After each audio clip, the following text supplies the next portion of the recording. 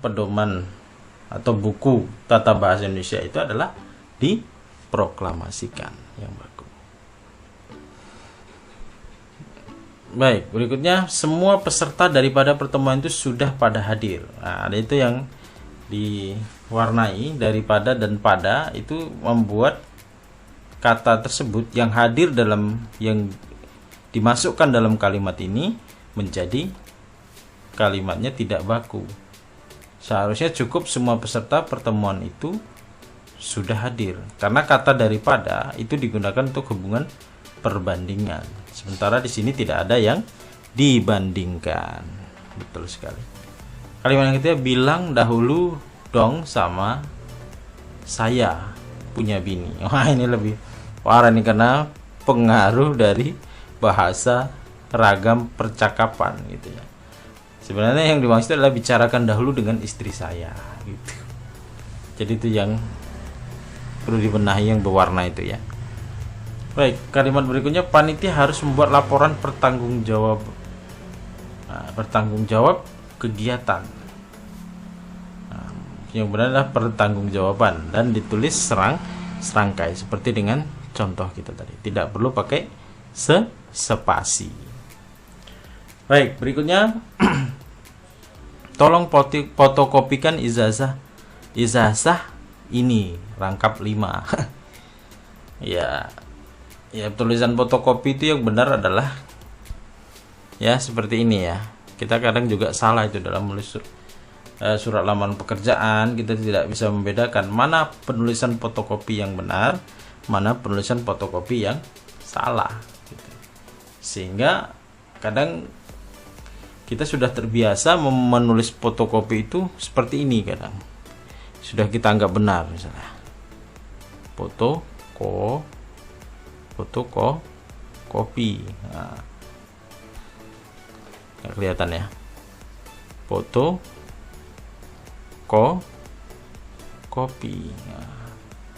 Nah, ini salah.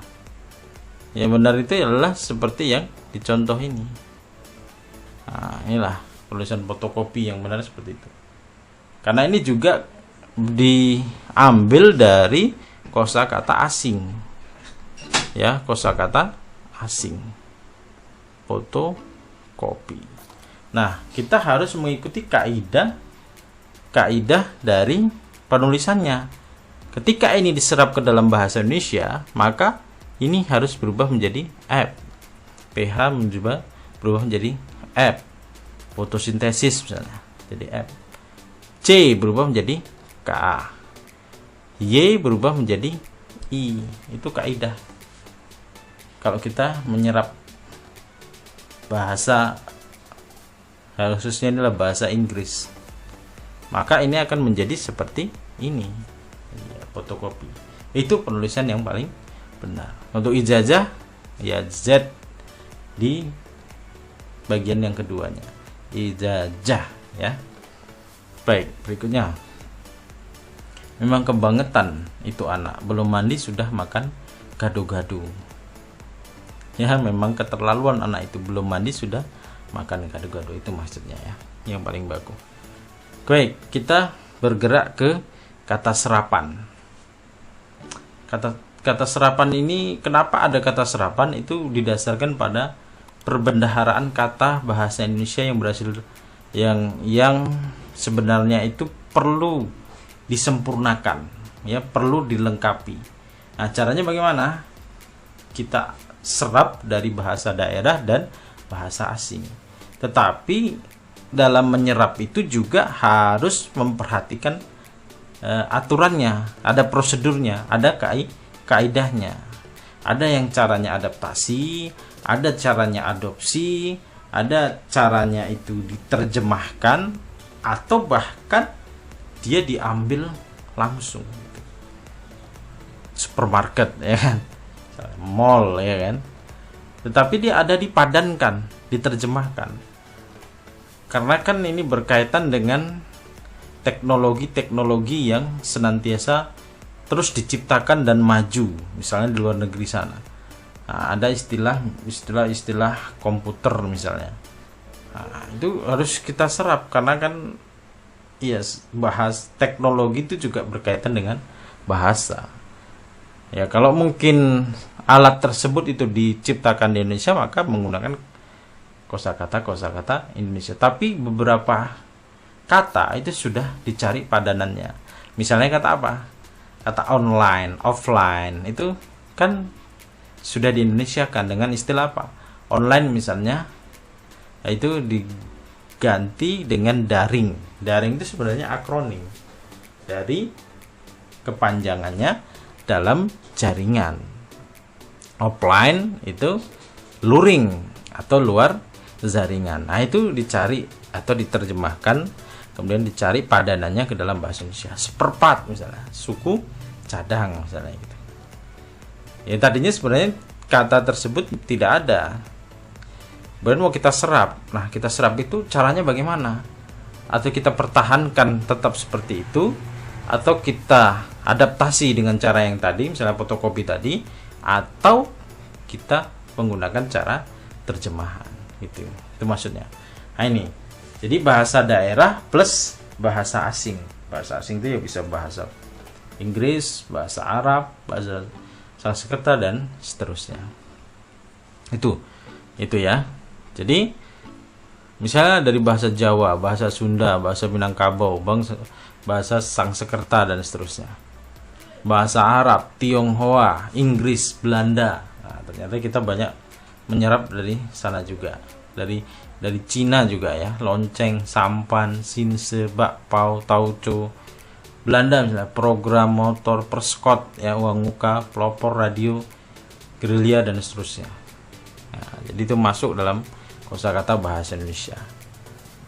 Nah, kemudian tidak hanya kata, tapi imbuhan juga itu dipengaruhi oleh bahasa daerah maupun bahasa asing. Makanya imbuhan itu ada dua. Ada imbuhan asli, ya, ada dia imbuhan serapan. Jelas imbuhan asli itu apa? Mebedi ke peterse, itu kan awalan. Ada sisipan LMNL, nah, itu sisipan. Ada akhiran ikan annya, nah, itu. Tetapi ada dia imbuhan serapan, seperti contoh yang di tabel ini. Misalnya imbuhan serapan a, an, im. Nah, itu menyatakan tidak, ya. Tidak, non blok, asusila, ya, tidak bermoral, ya, asosial, antisosial, ya. Tidak bersosial, ya. Amoral, tidak bermoral dan seterusnya. Itu imbuhan yang serapan. Tidak hanya itu, masih ada lagi. Ini berasal dari Sanskerta misalnya. Swadaya, dwi, diwarna, nah, bahkan panca. Panca itu kan 5. Sila, ya kan, panca sila. Serba, tuna, maha itu imbuhan dan ditulis serangkai. Nah, nanti bisa lihat kontra, hyper, semi, nara, anti dan seterusnya. Kemudian awalan, ya, bermakna sifat, produktif. Wan, wati, itu bukan awalan, maksudnya imbuhan, ya, imbuhan serapan. Isasi, nasionalisasi, modernisasi dan seterusnya. Nah, tulisan unsur serapan itu juga ada yang ditulis serangkai, juga ada yang ditulis terpisah. Nah, unsur serapan yang dia diserap dengan cara diterjemahkan atau sudah diindonesiakan itu tidak perlu ditulis miring. Tetapi kalau dia masih kata aslinya, seperti kita lihat contoh yang di buku, misalnya ada kata on time. On time, kalau kita tetap pertahankan on time, itu kita tulis dengan huruf miring. Karena apa? Itu menandakan masih bahasa aslinya. Bahasa aslinya dan belum dimodifikasi, belum diadaptasi ke dalam penulisan bahasa Indonesia. Nah, kalau sudah, misalnya kita cari padanannya dengan cara terjemah, on time ini menjadi tepat waktu. Nah, itu maka tidak perlu dimiringkan. Atau seperti kasus yang tadi, kata-kata yang tadi. Nah, misalnya kata sentral, nah, contoh di sini. sentral kalau dia ditulis dengan gini maka kita miringkan. Tapi kalau sudah di Indonesia kan seperti ini, tidak perlu dimiringkan. Nah, aklamasi, vaksin ya, oktav dan seterusnya itu ya. Itu bedanya ya. Jadi kalau dalam menjawab soal-soal yang ada di buku halaman 39 itu biar jangan bingung. Kalau dia tetap mempertahankan kata asingnya, maka dia harus ditulis miring. Tetapi kalau dia sudah diserap ke dalam bahasa Indonesia, tidak perlu lagi dimiringkan. Gampang ya. Oke. Dan di situ ada kata di akhir. Itu di buku ya kan. Di akhir itu yang di garis bawah itu kan ada di akhir, gaji, mendahului, berpikir, kerja keras. Ya kan, di akhir itu kenapa salah? Kenapa di garis bawah ini? Kenapa di garis bawah ini? Nah, ini nanti bisa dibaca-baca saja ya. Contoh yang di buku di halaman 38 itu kata di akhir. Kenapa di garis bawah? Karena dia tidak di spasi, ya kan? Itu salah satu contoh saja. Ditulis seperti ini. Nah, di akhir tanpa spasi. Tanpa spasi. Ini salah. Kenapa? Karena di sini berfungsi sebagai imbuhan. Nah, sebagai imbuhan. Bukan imbuhan. Salah. Sebagai di akhir. Oke. Di akhir. Kenapa dia di sini berfungsi sebagai kata depan. Tentang kita baru bahas tadi tentang apa? Imbuhan, ingatnya imbuhan saja. Karena di itu ada dua fungsi. Satu sebagai kata depan, satu lagi sebagai imbuhan. Bedanya apa? Ya, dalam penulisannya. Kalau imbuhan dia harus ditulis serangkai. Misalnya apa? Contoh imbuhannya apa misalnya? Dimakan. Ini betul kalau digabung. Tetapi kalau di akhir itu dia kata depan. Sama dengan kata misalnya di kelas. Nah, ini harus dipisah. Nah, gitu ya, biar jangan bingung ya. Itu. Kemudian ada kata gaji dengan gaji, mana yang baku? Gaji ya. Mendahului. Nah, itu salah pemilihan kata. Nanti bisa berpikir pakai F atau pakai P. Yang baku itu fikir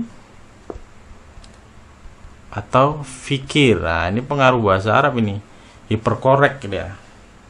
Karena kita terlalu banyak mengkoreksi, kita anggap yang benar itu ini. Padahal salah. Yang benar adalah yang ini. Fikir pakai P. Kerja keras ya, seterusnya. Nah, itu bisa Ananda semua terapkan dengan melihat kaidah penulisan bahasa Indonesia yang disandarkan tadi pada KBBI, pada PUIB dan buku pedoman tata bahasa Indonesia untuk menjawabnya. Mungkin ini hanya sedikit saja sebagai gambaran awal tentang kaidah kata yang baku maupun tidak baku. Jadi tadi ada kata baku, ada kata tidak baku, kemudian ada kata dasar, ada kata serapan, ada kata kejadian atau turunan, dan kata serapan. Nah, itu semuanya ada tata caranya. Ada yang baku, ada yang tidak baku.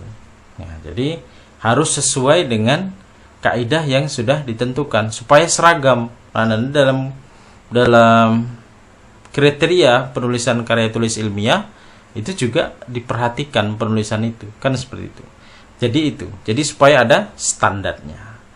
Nah, nanti untuk contoh-contoh soal ini silahkan Ananda kita bahas. Ini sudah Ananda bahas. Ini sudah saya beri jawabannya, ya. Nah, silahkan nanti diperdalam sendiri ketika slide ini sudah saya bagikan.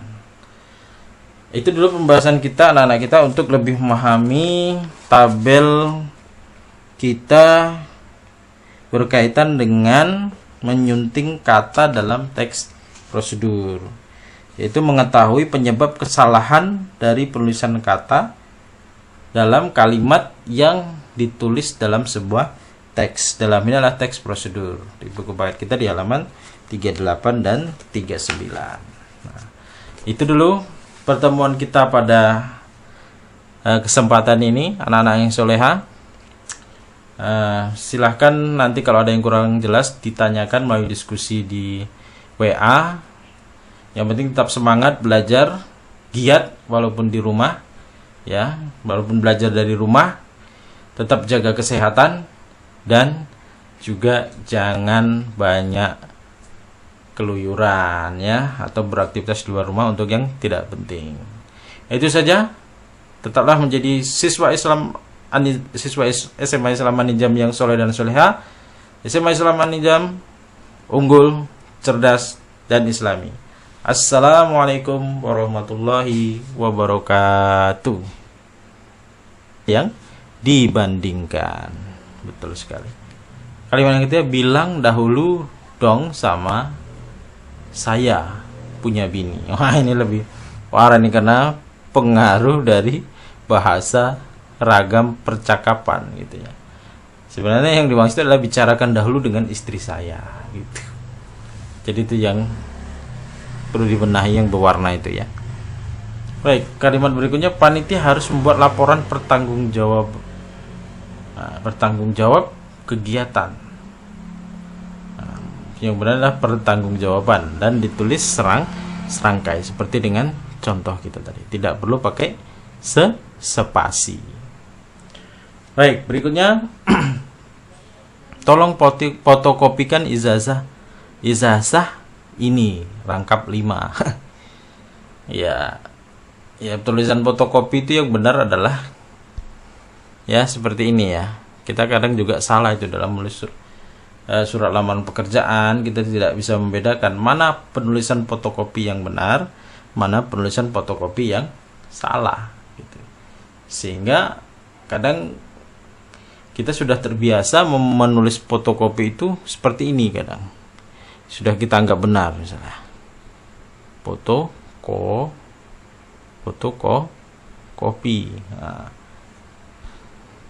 nggak kelihatan ya, kopi.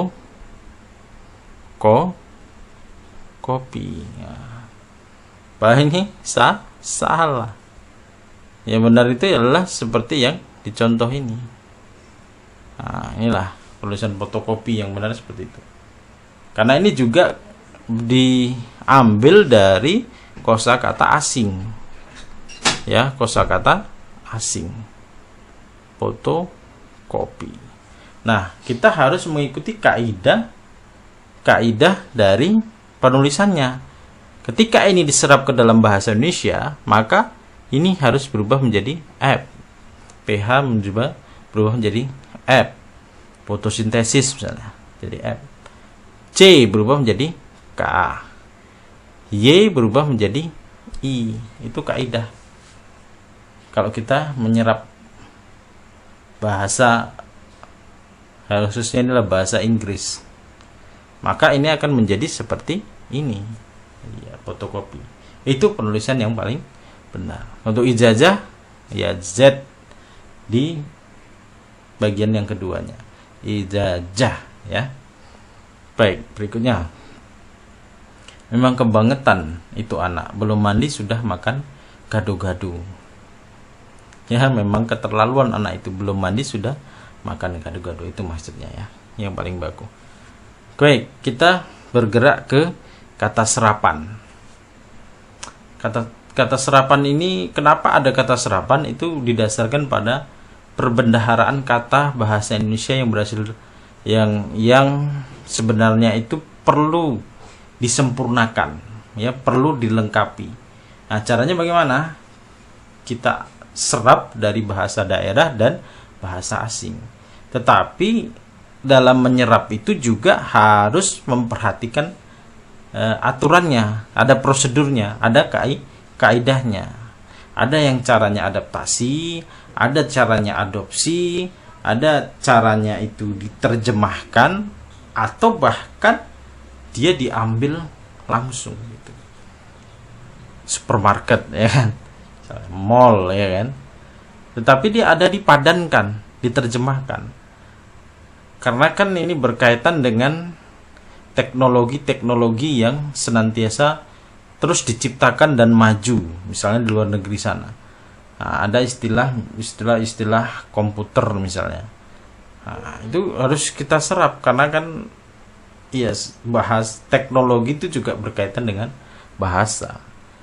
Ya, kalau mungkin alat tersebut itu diciptakan di Indonesia, maka menggunakan kosakata Indonesia. Tapi beberapa kata itu sudah dicari padanannya. Misalnya kata apa? Kata online, offline, itu kan sudah di Indonesia kan dengan istilah apa? Online misalnya, itu diganti dengan daring. Daring itu sebenarnya akronim dari kepanjangannya dalam jaringan. Offline itu luring atau luar jaringan. Nah, itu dicari atau diterjemahkan, kemudian dicari padanannya ke dalam bahasa Indonesia. Seperempat misalnya, suku cadang misalnya gitu. Ya, tadinya sebenarnya kata tersebut tidak ada. Kemudian mau kita serap. Nah, kita serap itu caranya bagaimana? Atau kita pertahankan tetap seperti itu, atau kita adaptasi dengan cara yang tadi, misalnya fotokopi tadi, atau kita menggunakan cara terjemahan gitu. Itu maksudnya. Nah, ini. Jadi bahasa daerah plus bahasa asing. Bahasa asing itu ya bisa bahasa Inggris, bahasa Arab, bahasa Sanskerta dan seterusnya. Itu ya. Jadi misalnya dari bahasa Jawa, bahasa Sunda, bahasa Minangkabau, bahasa Sanskerta dan seterusnya. Bahasa Arab, Tionghoa, Inggris, Belanda. Nah, ternyata kita banyak menyerap dari sana juga. Dari Cina juga ya, lonceng, sampan, sinse, bakpao, tauco. Belanda misalnya program motor, perskot ya, uang muka, pelopor, radio, gerilya dan seterusnya. Nah, jadi itu masuk dalam kosakata bahasa Indonesia. Nah, kemudian tidak hanya kata, tapi imbuhan juga itu dipengaruhi oleh bahasa daerah maupun bahasa asing. Makanya imbuhan itu ada dua. Ada imbuhan asli, ya, ada dia imbuhan serapan. Jelas imbuhan asli itu apa? Mebedi ke peterse, itu kan awalan. Nah, ada sisipan LMN L, itu sisipan. Ada akhiran ikan annya, nah, itu.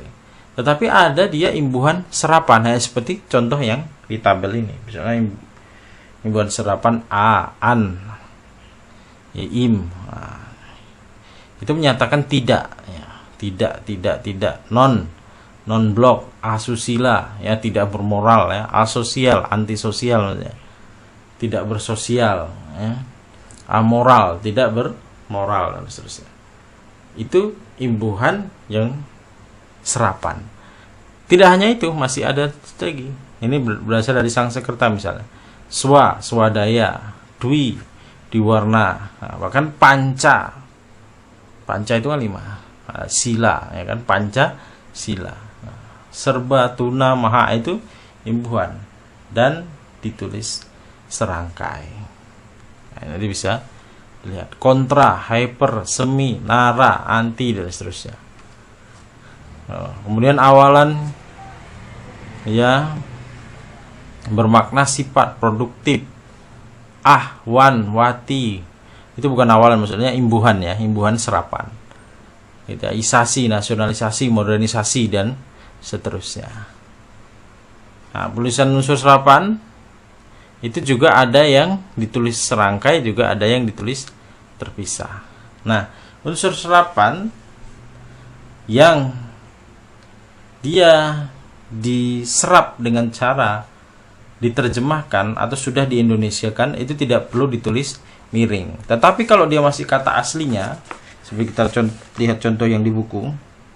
Misalnya ada kata on time. On time, kalau kita tetap pertahankan on time, itu kita tulis dengan huruf miring.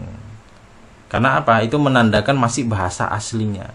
Bahasa aslinya dan belum dimodifikasi, belum diadaptasi ke dalam penulisan bahasa Indonesia. Nah, kalau sudah misalnya kita cari padannya dengan cara terjemah, on time ini menjadi tepat waktu. Nah, itu maka tidak perlu dimiringkan. Atau seperti kasus yang tadi, kata-kata yang tadi. Nah, misalnya kata sentral, contoh di sini. Sentral kalau dia ditulis dengan gini maka kita miringkan. Tapi kalau sudah di Indonesia kan seperti ini, tidak perlu dimiringkan. Nah, aklamasi, vaksin ya, oktav dan seterusnya itu ya. Itu bedanya ya. Jadi kalau dalam menjawab soal-soal yang ada di buku halaman 39 itu biar jangan bingung. Kalau dia tetap mempertahankan kata asingnya, maka dia harus ditulis miring. Tetapi kalau dia sudah diserap ke dalam bahasa Indonesia, tidak perlu lagi dimiringkan. Gampang ya. Oke. Kemudian di situ ada kata di akhir. Itu di buku ya kan. Di akhir itu yang di garis bawah itu kan ada di akhir, gaji, mendahului, berpikir, kerja keras. Ya kan, di akhir itu kenapa salah? Kenapa di garis bawahi? Kenapa di garis bawahi? Nah, ini nanti bisa dibaca-baca saja ya. Contoh yang di buku di halaman 38 itu kata di akhir. Kenapa di garis bawahi? Karena dia tidak di spasi, ya kan? Itu salah satu contoh saja. Ditulis seperti ini. Nah, di akhir tanpa spasi. Tanpa spasi. Ini salah. Kenapa? Karena di sini berfungsi sebagai imbuhan. Nah, sebagai imbuhan. Bukan imbuhan. Salah. Sebagai di akhir. Oke. Di akhir. Kenapa dia di sini berfungsi sebagai kata depan. Tentang kita baru bahas tadi tentang apa? Imbuhan, ingatnya imbuhan saja. Karena di itu ada dua fungsi. Satu sebagai kata depan, satu lagi sebagai imbuhan. Bedanya apa? Ya, dalam penulisannya. Kalau imbuhan dia harus ditulis serangkai. Misalnya apa? Contoh imbuhannya apa misalnya? Dimakan. Ini betul kalau digabung. Tetapi kalau di akhir itu dia kata depan. Sama dengan kata misalnya di kelas. Nah, ini harus dipisah. Nah, gitu ya, biar jangan bingung ya. Itu. Kemudian ada kata gaji dengan gaji, mana yang baku? Gaji ya. Mendahului. Nah, itu salah pemilihan kata. Nanti bisa berpikir pakai F atau pakai P. Yang baku itu fikir atau fikir. Nah, ini pengaruh bahasa Arab ini. Diperkorek dia. Karena kita terlalu banyak mengkoreksi, kita anggap yang benar itu ini. Padahal salah. Yang benar adalah yang ini. Fikir pakai P. Kerja keras ya, seterusnya. Nah, itu bisa Anda semua terapkan dengan melihat kaidah penulisan bahasa Indonesia yang disandarkan tadi pada KBBI, pada PUIB dan buku pedoman tata bahasa Indonesia untuk menjawabnya. Mungkin ini hanya sedikit saja sebagai gambaran awal tentang kaidah kata yang baku maupun tidak baku. Jadi tadi ada kata baku, ada kata tidak baku, kemudian ada kata dasar, ada kata serapan, kata kejadian atau turunan, dan kata serapan. Nah, itu semuanya ada tata caranya. Ada yang baku, ada yang tidak baku. Nah, jadi harus sesuai dengan kaidah yang sudah ditentukan supaya seragam. Nah, dalam kriteria penulisan karya tulis ilmiah itu juga diperhatikan penulisan itu, kan seperti itu. Jadi supaya ada standarnya. Nah, nanti untuk contoh-contoh soal ini silahkan Ananda kita bahas. Ini sudah Ananda bahas. Ini sudah saya beri jawabannya, ya. Nah, silahkan nanti diperdalam sendiri. Ketika slide ini sudah saya bagikan. Itu dulu pembahasan kita anak-anak kita untuk lebih memahami tabel kita berkaitan dengan menyunting kata dalam teks prosedur, yaitu mengetahui penyebab kesalahan dari penulisan kata dalam kalimat yang ditulis dalam sebuah teks. Dalam ini adalah teks prosedur di buku paket kita di halaman 38 dan 39. Nah, itu dulu pertemuan kita pada kesempatan ini, anak-anak yang soleha. Silahkan nanti kalau ada yang kurang jelas ditanyakan melalui diskusi di WA. Yang penting tetap semangat belajar, giat walaupun di rumah, ya, walaupun belajar dari rumah, tetap jaga kesehatan dan juga jangan banyak keluyuran, ya, atau beraktivitas di luar rumah untuk yang tidak penting. Itu saja. Tetaplah menjadi siswa SMA Islam An-Nijam yang soleh dan soleha. SMA Islam An-Nijam unggul, cerdas, dan islami. Assalamualaikum warahmatullahi wabarakatuh.